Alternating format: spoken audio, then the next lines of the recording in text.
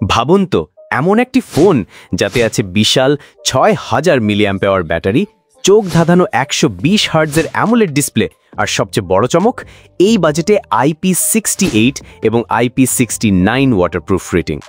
আমার হাতে রয়েছে একদম নতুন ভিভো Y400।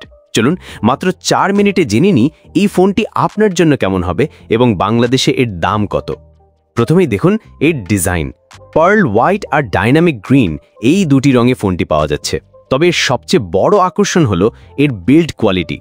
এতে আছে IP68 এবং IP69 রেটিং, মানে এটি শুধু ধুলাবালি বা পানির ছিটা থেকেই সুরক্ষিত নয়, আপনি চাইলে এটা দিয়ে পানির নিচে ছবিও তুলতে পারবেন, যা এই বাজেটে অবিশ্বাস্য।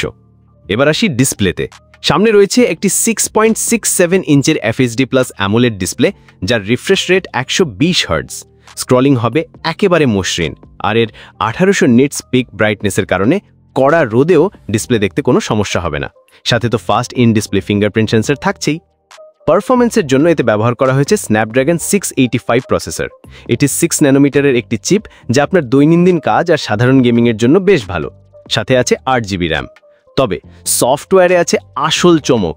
ফোনটি বক্সের থেকেই লেটেস্ট অ্যান্ড্রয়েড 15 এবং ফান্টাস OS 15 নিয়ে আসছে, যা এক কথায় অসাধারণ। আর ব্যাটারি, যারা ব্যাটারি নিয়ে চিন্তায় থাকেন তাদের জন্য এটা একটা পাওয়ার হাউস। এদের যে বিশাল ৬০০০ মিলিঅ্যাম্পেয়ার ব্যাটারি, যা এক চার্জে আরামে 2 দিন চলে যাবে।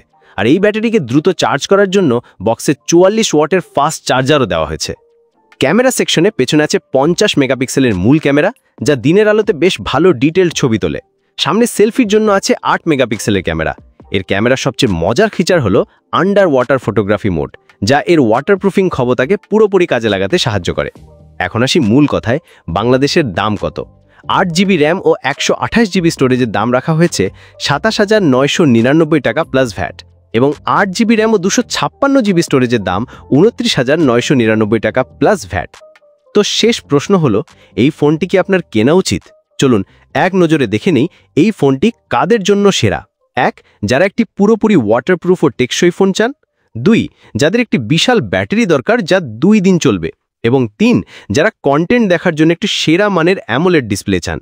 তবে কিছু কমতিও আছে। 1. এই ফোনে 5G সাপোর্ট নেই। হার্ডকোর গেমিংয়ের জন্য এই বাজেটে প্রসেসর আরও শক্তিশালী হতে পারত, এবং এতে কোনো আল্ট্রা ওয়াইড ক্যামেরা লেন্স নেই। আমার চূড়ান্ত মত, আপনার প্রায়োরিটি যদি হয় ফোনের ব্যাটারি, ডিসপ্লে আর ওয়াটারপ্রুফিং, এবং আপনি 5G বা আল্ট্রা ওয়াইড ক্যামেরা নিয়ে না ভাবেন, তাহলে এই বাজেটে ভিভো Y400 আপনার জন্য একটি দুর্দান্ত প্যাকেজ হতে পারে।